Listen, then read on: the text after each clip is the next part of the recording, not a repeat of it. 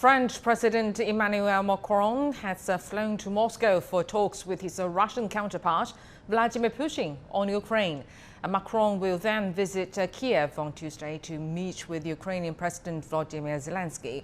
But before his trip, Macron discussed the Ukraine crisis with US President Joe Biden. The French president also made a series of phone calls with Putin, Zelensky and the Western allies over the past week. Tensions remained high over the weekend after US officials said Russia has assembled about 70% of the military capacities it needs for a full-scale invasion of Ukraine. Moscow calls the assessment scaremongering. Natalie Carney has more from Ukraine.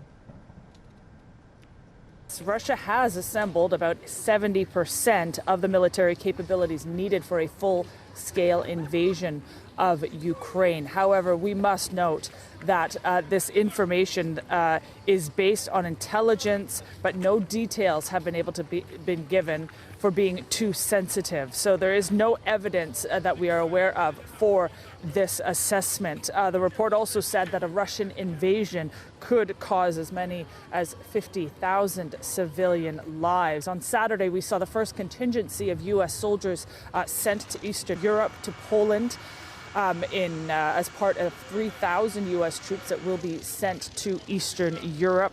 8,500 U.S. troops on U.S. soil have been put on high alert for possible deployment to this part of the world. Now, this information follows, is a day before the French President Emmanuel Macron, in the latest of these diplomatic dances with both Kiev and Moscow. He is set to arrive in Moscow on Monday to meet with the Russian President Vladimir Putin. He's had many phone conversations with the Russian president and video chats, but this will be the first face-to-face. And then on Tuesday, following that meeting, he will be coming to Ukraine and meeting with the Ukrainian President Volodymyr Zelensky, with the information garnered from that meeting in Moscow. But France doesn't really see the threat of a Russian invasion as urgent as Washington or London do.